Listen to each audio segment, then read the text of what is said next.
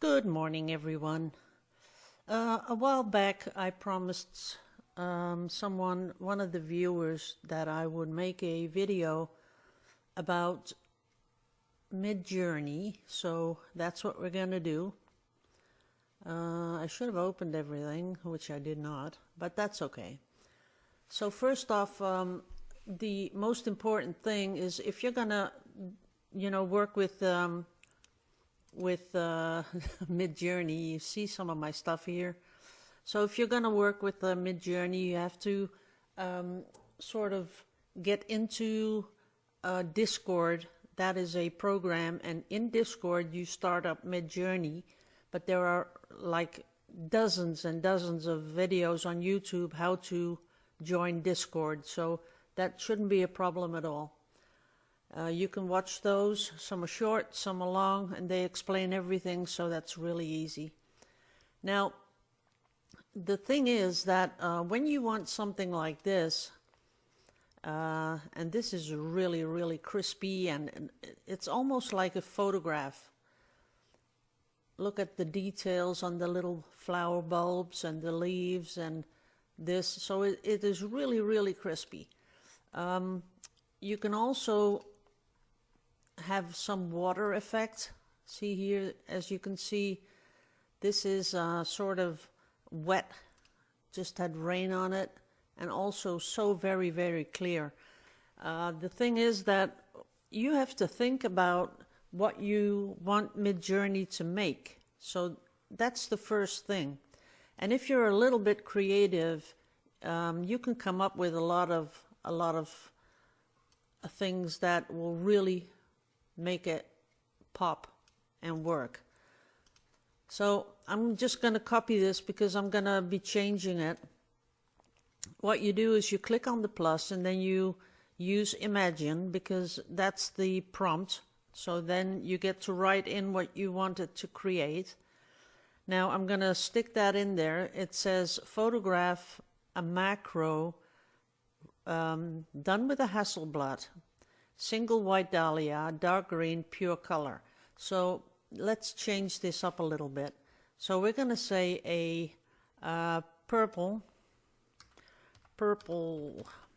dahlia, but let's do what is purple? A hyacinth, but I don't know how you call that in hyacinth.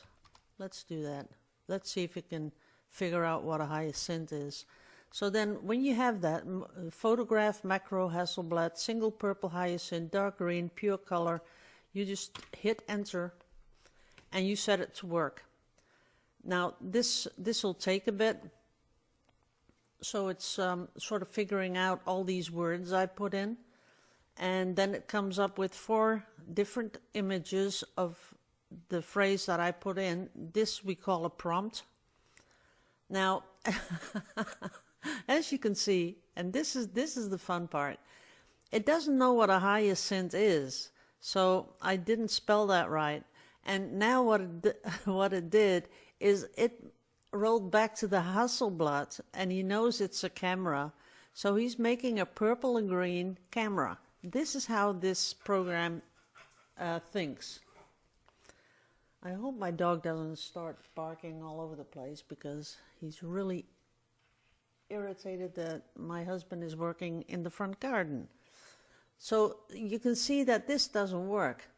So when we do this again, and I'm going to take out the purple hyacinth because he doesn't know what that is, and I'm going to put in a yellow rose, which he probably will know what that is. We'll see what it gives us. But this goes to show how exact you have to be with your prompt, because sometimes it'll just know what you're saying even though you do a typo, but many times it'll just roll back to the previous words in the prompt. Now here we have the yellow rose, so he did understand what I wanted, and he's building it up. Here you can see where my little pointer is. You can see the how fast it's going. It's at 93%, and now it's ready.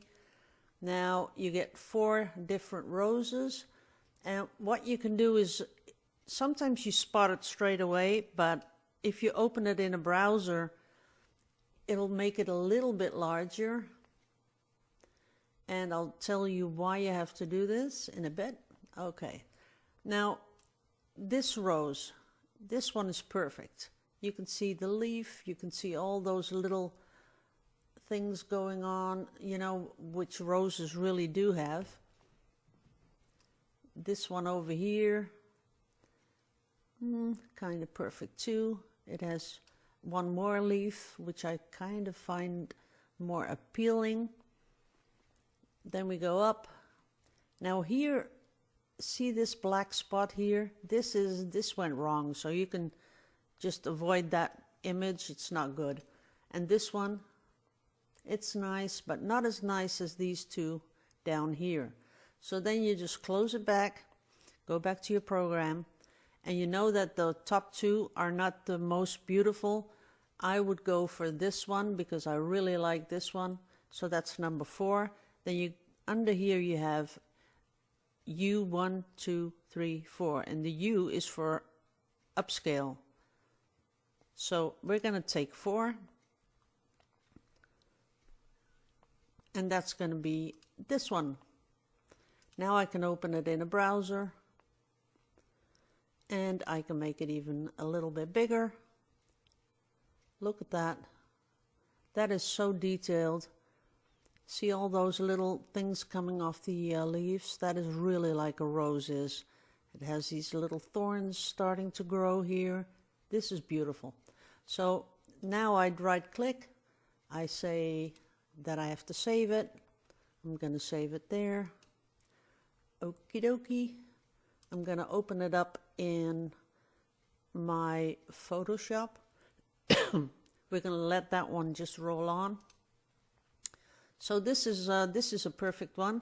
Now, if you would like more of the same, then you go and you say vary, and you can say subtle or strong or just a region. Now, if I don't like this leaf down here, I would choose for region. It's going to give me the image, and I can put a little box over this little leaf here, which I don't like. And then I could click here, and it'll change that part of the image. We'll also do a very subtle, yep. And we're going to do a very strong.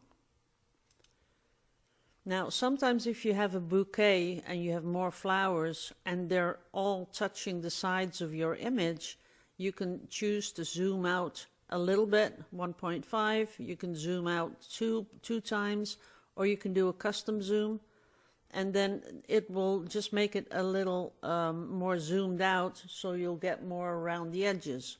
Now you can also use the pan. That is the arrows. So if I were to like this picture, but I would like the stem to be a little longer, I would pan down. Panning up wouldn't add anything because it's black. But if you have a different image, sometimes you want to pan up, sometimes you want to pan down, sometimes you want to go to the sides, you know, just to center your image a little bit more and make it a little bit more appealing to the eye. So this is the region. See, it took out the leaf. So now I get the pure stem with a little bud because I didn't select that. I just selected that part, and maybe that's what you want, but I don't at the moment. Now, this one is the variations subtle. As you can see, very subtle changes in the leaves here. Here you have a little bud, so that's nice. And this one is variations very strong, so you get a whole different thing about just the rose being yellow. You keep the weight of the image, but it'll just do a little variation in the things in it. So that's that part. Now, this might be a long video, but you know, if you want to understand Midjourney, it's worth just, you know, rolling along with me. Now, there are some people that want to do let's say something that looks like it is made by a certain artist. Now, what you do is do the imagine, you get the prompt, and then you say a painting, and this is really, really global, you know, a painting, yeah, what's in the painting. But we're just going to say painting by Gustav Klimt. Now, it might just think I want a painting of Gustav Klimt, but we'll see. So these are really, really short prompts. But what you want to do is really put down exactly what you want to see. If you want to see a forest or, I don't know, a house or something, anything that you can come up with. Nah, he's doing the, it's making the kiss. 3 times the kiss, Klimt. Now, you can see absolutely, like, at once, you see that it is inspired by Gustav Klimt. There you go. Absolutely Gustav Klimt. Now the hands are okay here. Here not so much, as you can see. And this is a thing that Midjourney still has, that it adds a few fingers here and there. So being kind of good in Photoshop comes in handy when you, like say you really like this painting, but he has all these fingers here. See that here? It's just too much. So I take away this one, I take away the bottom one, and then I don't think you want to see me do that, do you guys? So this one is perfect. She has a beautiful face. Her hand is perfect. It's the right way around. Sometimes they're the wrong way around. But you have to have a little bit of creativity in you to spot that. He's missing his little pinky. So you could just, you know, paint a little pinky there if you like this one. And this one, he has, I think he broke his arm or something, because it doesn't look like, you know, it looks like it's going up there and down here. So that's not a really pleasing image to do anything with. The only way you could use this if you took that away, this, because it's making it look like his arm is really funky, sort of a broken arm. So that's that. There we are back in our thingy-majingy. Go back there. Now, of course, you can, I'm getting square pictures because I didn't put any aspect ratios in there. But you could do this again and tell them, if you want to tell Midjourney something, it's dash dash, then a space, no, dash dash, no space. Aspect ratio is R, AR, and then I'm saying do it 2 by 3. So the first one is the width, and the second one is the height. So we're going to do that again. And now you'll see that it's just adjusted the size of the canvas. Now, square is great, but if you're going to print something on a canvas for at home, usually you get a better deal on the 2 by 3 ratio. Square canvases here in Holland, they are more expensive than the 2 by 3 ratio. I don't know why that is. You'd think square would be easier and there's no waste, because if you got 4 squares, you know, no waste, but I don't know how that works. So, almost ready. There we are. And now it's a 2 by 3 ratio. And you can do anything, 9 by 16, 16 by 9, you can do anything you want. That's about that. Then you can, you can go and look for some artist that you really like, and you could even add 2. So if I were to say, okay, I know a nice one. So we're going to say, imagine a car by Leonardo da Vinci and Geiger, that is an artist, and Gustav Klimt. So now we're putting 3 artists together, and we're going to see what we get. And you can do this all day because, you know, you just pump in the words you're thinking of, and it'll just come up with images, and it'll do that all day. But after this one, I'm going to show you how to learn how to do good prompts. Because if I'm making something, you know, to upload so that people can use it, I will do really long prompts, like scrapbook paper with lines and a butterfly in blue and a purple beetle and anything you can come up with. Now here he made the car, and because there are 3 artists involved in what I wanted it to make, you can see a little of every artist. Now all that, you know, little wiry stuff, that is Geiger. You see down here, it's more like Art Deco, that is more Gustav Klimt. You know, it just gives you a little bit of every one, and that might be fun if you have your favorite artists who are really close together in how they paint, and then see what happens. Now I'm going to show you how you can really make some good stuff really fast. What you do, you go to the Midjourney gallery, and the gallery has these three things. You have home, you have explore, and you have ranked pairs. So home is where I keep all my stuff. This is all made by me. So I'll just let it load up a bit. So this is what I made this morning. As you can see, beautiful flowers, made some funky landscapes. I needed one of these Monstera leaves to trace. This is some Da Vinci flying machines I did last week, by the way. I tried to do a Midjourney based on a real portrait picture. Then we have, oh yeah, this one I posted, I think, on Instagram. This is sort of based on one of my pores. Little foxes. This is a sort of engraved. This is kind of nice because you can print this with the laser printer and then transfer it onto a acrylic pour. They call this knolling. So if you want something that is laid out like this, all you have to add is knolling.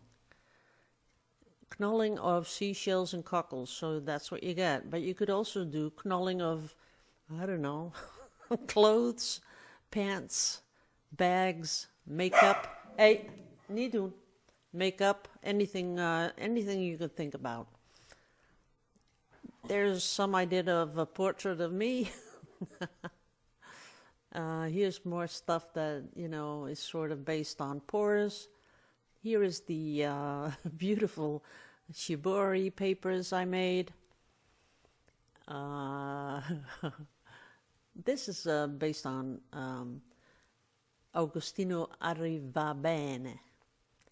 So you can see lots and lots and lots of different styles. Nothing naughty though, because you can't do that. That's a nice one. I like that. The little angel. Ooh, very, very big monsters. Sometimes I see a prompt and I just want to try it out. It's just fun. I really like these. These are my favorites, with all the cells and circles and stuff in it. Okay, but now back to, so this is home. That's where I keep my stuff. Then you can go to ranked pairs. Now, if you are wanting to use the Midjourney, the best thing you can do is take the smallest subscription, which is $10, And as you can see here, you have two pairs. What you want to do is once a day you go here and you say, okay, I like that one better. And this one, I like that one better. I like that one. I like that one. Oops, that one. And you do this for about, I don't know, 10 minutes. And they give you a free 1 hour of Midjourney. I do that all the time. So this is what you do with ranking pairs. Now you have Explore, and this is where everyone, well, almost everyone, puts their best stuff on. So like something like this. This is really pretty. I like that. And you can see down here what the prompt was, and down here you get similar images. So maybe you like one of these even better, like this one, which is really, you know, just a line drawing, abstract. All you have to do is go to the dotted line, right click, left click, and you say copy, full command. Now you go back to your own and you say imagine, and in the prompt you paste what you just copied. Now it'll come up with abstract buildings and technology concept background, no text on a black background, metallic gradient. So it's going to make something similar. Now I know a lot of people are going to say, well, that's sort of ripping off someone else's prompt. And I think in a way it is. So when I get something like this, see, it's not even close to what that person made, because I got color in mine and he only had black and white. I got gold, I see here. I kind of like that one.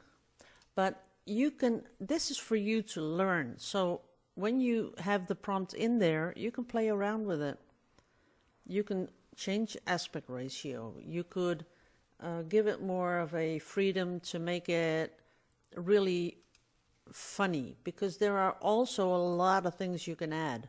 If I add like stylize, so it's a stylize, and I give it a 999,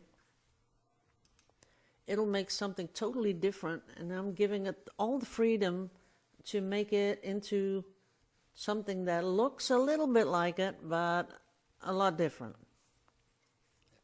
That's what the stylize does. So now you can see already that it's giving me a lot more color, so it's giving me a lot more add-ons to what is in the prompt. And really now you're just, you know, making it your own, and you could even change anything here in the front. But like I said, this is absolutely, no one has these images because they're all different. So we're going to go back to the Midjourney, click that away, and we're going to go through it. Now here you have a nice stained glass style. So all you have to use is the prompt stained glass style.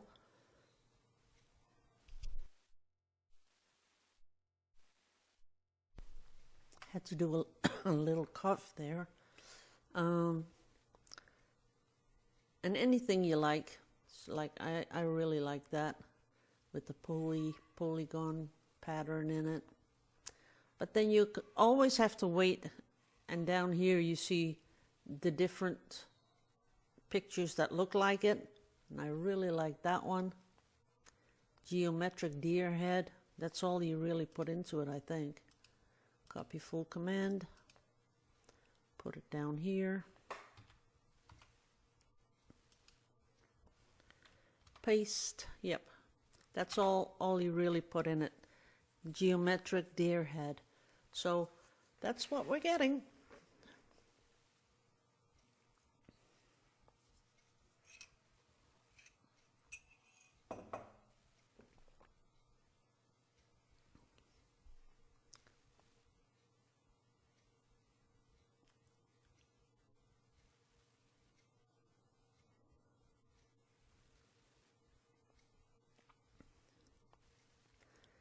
Now I saw something come by.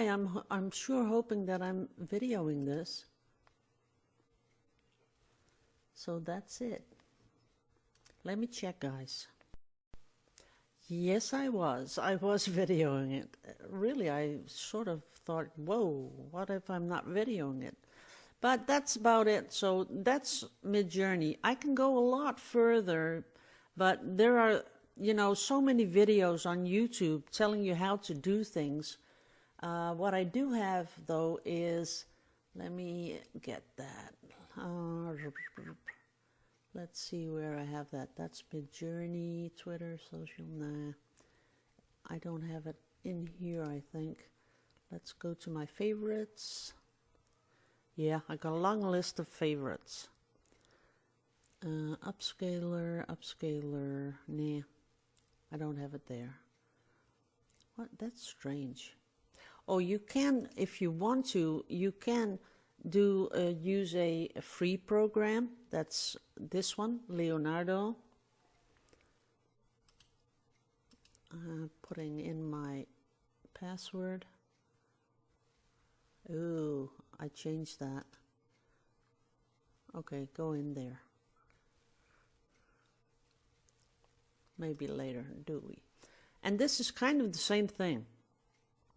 As you can see here, there's all these things people made, and you can use this for free. So if you want to get started, you can do that.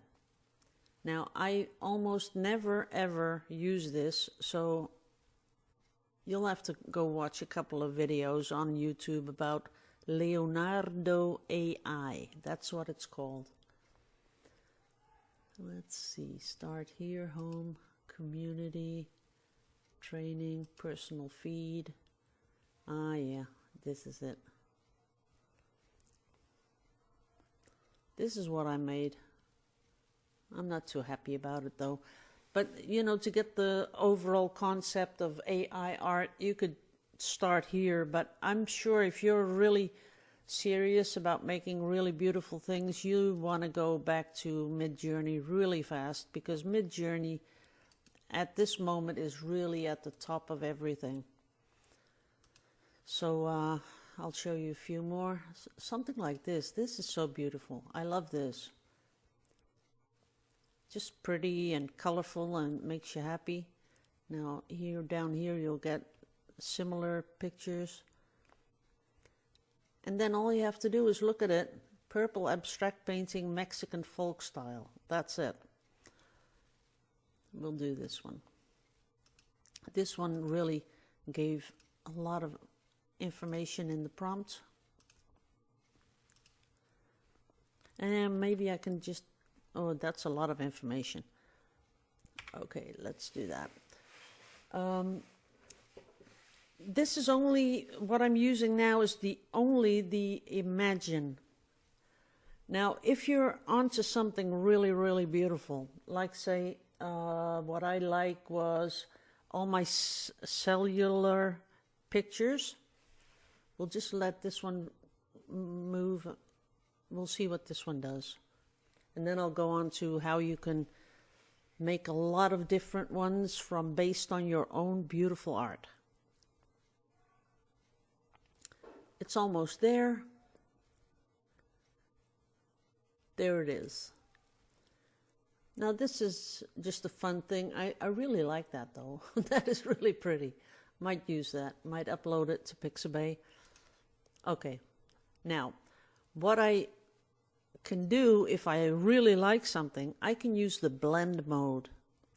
Describe is nothing more than you put an image in there, maybe, I don't know, drawing you made yourself. As long as you can upload it, you put it in there. He will describe it. I will do that. Describe. Now, let's see, something that it can describe this thing. So this is a scrapbook paper I made, has two butterflies, and a little butterfly there. And I'm going to ask Midjourney to describe what it is. So it's thinking, Midjourney bot is thinking, and there it is, and it gave me 4 prompts. So I'll just say, okay, imagine all of the prompts. You can choose 1 or 2 or 3 or all of them like I'm doing right now.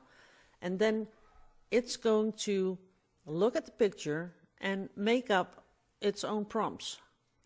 But you never know what you're going to get. So that's always fun. Sometimes you get something really, really beautiful. Sometimes you can do this like for an hour, you get nothing. So we're going to wait down here because it's almost ready. As you can see, it based most of it on those 2 butterflies. Yeah, I'm not disappointed. It's pretty nice. Okay, let's go.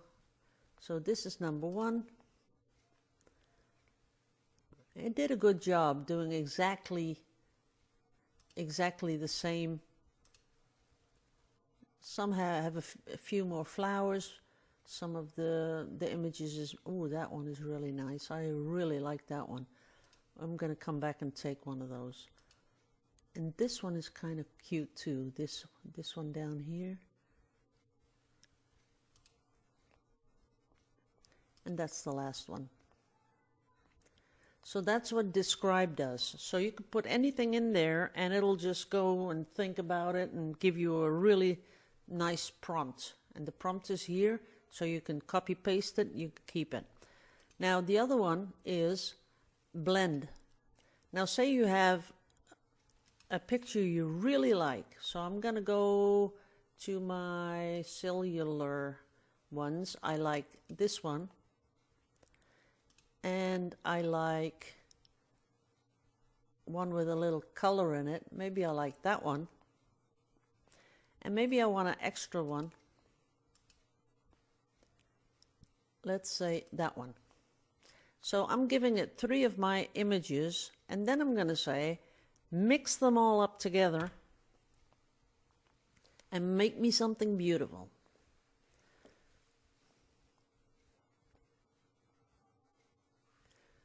So now it's just sort of pushing all these 3 images together and giving me something totally different.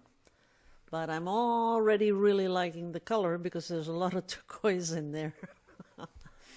Oh yeah, pretty.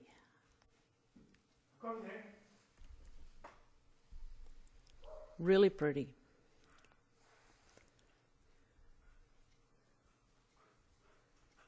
Now I think I like that one up there the best.